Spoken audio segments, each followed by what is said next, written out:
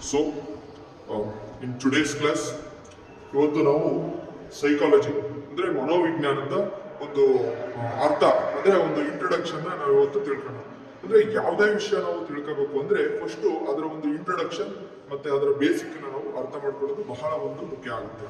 ಇವತ್ತು ನಾವು introduction, psychology introduction, ಮನೋವಿಜ್ಞಾನದ ಒಂದು ಪರಿಚಯನ ಮಾಡ್ಕೊಳ್ಳೋಣ. ಸೊ ನಮ್ಗೆಲ್ಲರಿಗೂ ಗೊತ್ತಿರುವಂಗೆ ಮನೋವಿಜ್ಞಾನ ಅಂತ ಒಂದು ನಾವೆಲ್ಲರೂ ಕೇಳಿದೀವಿ, ಸಮಾಜದಲ್ಲಿ ಸಾಮಾನ್ಯವಾಗಿ ಮನೋವಿಜ್ಞಾನಿಗಳು ಅಂತೆಲ್ಲ ಕರೀತಾರಲ್ಲ, ಅದು ನಾವೇನು ಅನ್ಕೊಂತೀವಿ ಸಾಮಾನ್ಯವಾಗಿ ಮನೋವಿಜ್ಞಾನ ಅಂದ್ರೆ ಬರೀ ಹುಚ್ಚರಿಗೆ, ಅಂದ್ರೆ ಯಾರು ಮಾನಸಿಕವಾಗಿ ಖಿನ್ನತೆಗೆ ಒಳಗಾಗಿರ್ತಾರೆ ಅವರಿಗೆ ಅಂತ ಅನ್ಕೊಂತೀವಿ. ಆದ್ರೆ ಮನೋವಿಜ್ಞಾನದ ವ್ಯಾಪ್ತಿ ಬಹಳ ಒಂದು ಹೆಚ್ಚಿನದಾಗಿದೆ. ಅಂದ್ರೆ ಶಿಕ್ಷಣ ಕ್ಷೇತ್ರದಲ್ಲಿ ಇರ್ಬೋದು, ಅಥವಾ ಚಿಕಿತ್ಸಾ ಕ್ಷೇತ್ರದಲ್ಲಿ ಇರ್ಬೋದು, ಔದ್ಯೋಗಿಕ ಕ್ಷೇತ್ರದಲ್ಲಿ ಇರ್ಬೋದು, ಎಲ್ಲಾ ಕ್ಷೇತ್ರಗಳಲ್ಲೂ ಕೂಡ ಮನೋವಿಜ್ಞಾನ ಅನ್ನೋದು ಒಪ್ಕೊಂಡಿದೆ. ಸೊ ಫಸ್ಟ್ ನಾವು ತಿಳ್ಕೊಂಡ ಮನೋವಿಜ್ಞಾನ ಅಂದ್ರೆ ಏನು ಫಸ್ಟ್. ಸೊ ಮನೋವಿಜ್ಞಾನ ಅಂದ್ರೆ ಒಬ್ಬ ವ್ಯಕ್ತಿಯ ವರ್ತನೆಯನ್ನ ಅಧ್ಯಯನ ಮಾಡೋದು ಅಂತ. ಅಂದ್ರೆ ಈ ಒಂದು ಮನೋವಿಜ್ಞಾನಕ್ಕೆ ಹಲವಾರು ರೀತಿಯಾದಂತಹ ಡೆಫಿನೇಷನ್ಗಳಿದ್ದಾವೆ. ಹಲವಾರು ಪ್ರಮುಖ ಮನೋವಿಜ್ಞಾನಿಗಳು JB ವ್ಯಾಟ್ಸನ್ ಅಂತ ಒಬ್ಬರು ಇದ್ದಾರೆ. ಸೊ ಈ ರೀತಿಯಾದಂತಹ ಮನೋವಿಜ್ಞಾನಿಗಳು ತಮ್ಮದೇ ಆದಂತಹ ಒಂದು ವ್ಯಾಖ್ಯಾನ ಮನೋವಿಜ್ಞಾನಕ್ಕೆ ನೀಡಿದ್ದಾರೆ. ಸೊ ಫಸ್ಟ್ ಬೇಸಿಕ್, ಮನೋವಿಜ್ಞಾನ ಅಂದ್ರೆ ಏನು?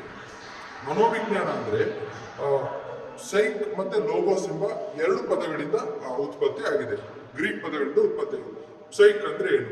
ಸೈಕ್ ಅಂದ್ರೆ ಆತ್ಮ, ಮತ್ತೆ ಲೋಗೋಸ್ ಅಂದ್ರೆ ಅಧ್ಯಯನ. ಎರಡನ್ನು ಕೂಡಿಸಿದ್ರೆ ಏನಾಗುತ್ತೆ? ಮನೋ ಅಧ್ಯಯನ ಅಥವಾ ಆತ್ಮದ ವಿಜ್ಞಾನ ಅಂತ ಕೂಡ ಇದನ್ನ ಕರೀತಾರೆ. ಅಂದ್ರೆ ನಮ್ಮ ಮನಸ್ಸಲ್ಲಿ ಏನಿದೆ ಅದನ್ನ ನಾವು, ಒಬ್ಬರ ಮನಸ್ಸಲ್ಲಿ ಏನಿದೆ ಅದನ್ನ ಅಧ್ಯಯನ ಮಾಡುವುದನ್ನ ಮನೋವಿಜ್ಞಾನ ಅಂತ ಕರೀತಾರೆ. ಸೊ ಇನ್ನೊಂದು ನೆಕ್ಸ್ಟ್, ಈ ಮನೋವಿಜ್ಞಾನಕ್ಕೆ ಅವಾಗಲೇ ಹೇಳ್ದಂಗೆ ಹಲವಾರು ರೀತಿಯಾದಂತಹ ವ್ಯಾಖ್ಯಾನಗಳು ಇದೆ. ಮನೋವಿಜ್ಞಾನ ಆತ್ಮದ ವಿಜ್ಞಾನ ಅಂತ ಕರೀತಾರೆ, ಮತ್ತೆ ವರ್ತನೆಯ ವಿಜ್ಞಾನ ಅಂತ ಕರೀತಾರೆ. ಸೊ ಹೇಗೆ ವರ್ತನೆಯ ವಿಜ್ಞಾನ ಅಂದ್ರೆ ಏನು? ನಾವು ಮನಸ್ಸಲ್ಲಿದ್ದದನ್ನ ಖಚಿತವಾಗಿ ಹೇಳಕ್ಕೆ ಸಾಧ್ಯ ಇಲ್ಲ.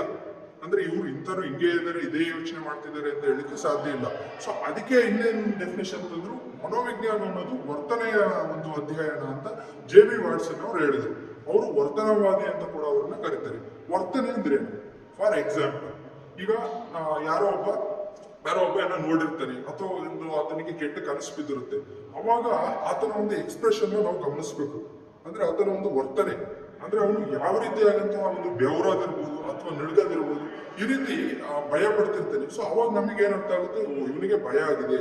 ಸೊ ಇದನ್ನೇ ನಾವು ವರ್ತನೆ ಅಂದ್ರೆ ಯಾವುದು ವಸ್ತುನಿಷ್ಠವಾಗಿ ಕಾಣುತ್ತೆ ಅದನ್ನ ನಾವು ವರ್ತನೆ ಅಂತ ಹೇಳ್ತೀವಿ. ಅಥವಾ ಇನ್ನೊಬ್ಬ ಸುಳ್ಳು ಹೇಳ್ತಿರ್ತಾರೆ. ಸೊ ಯಾವ ರೀತಿ ಅಂದ್ರೆ ಅವ್ನ ಕಾಲು ನಡಗದಿರ್ಬೋದು, ಅಥವಾ ಕಣ್ಣು ಆ ಕಡೆ ಈ ಕಡೆ ಬ್ಲಿಂಕ್ ಮಾಡೋದಿರ್ಬೋದು, ಚಲನೆ ಮಾಡೋದಿರ್ಬೋದು. ಸೊ ಆಗ ನಾವೇನಂತ ಅರ್ಥ ಮಾಡ್ಕೋಬೇಕು, ಅವನು ಸುಳ್ಳು ಹೇಳ್ತಿದ್ದಾನೆ. ಸೊ ಇದೇ ನಾವು ದಿನನಿತ್ಯ ಚಟುವಟಿಕೆಗಳಲ್ಲಿ ನೋಡುವಂತಹ ಒಂದು ವರ್ತನೆನೇ ಮನೋವಿಜ್ಞಾನ, ಅಂದ್ರೆ ವರ್ತನಾ ವಿಜ್ಞಾನ ಅಂತ JB ವ್ಯಾಟ್ಸನ್ ಅವರು ಹೇಳ್ತಾರೆ. ಸೊ ಹೀಗೆ ಮನೋವಿಜ್ಞಾನ ಒಂದು ವ್ಯಾಪ್ತಿ ಬಹಳ ದೊಡ್ಡದಾಗಿದೆ ಅಂತ ನಾವಿಲ್ಲಿ ಕಾಣಬಹುದು.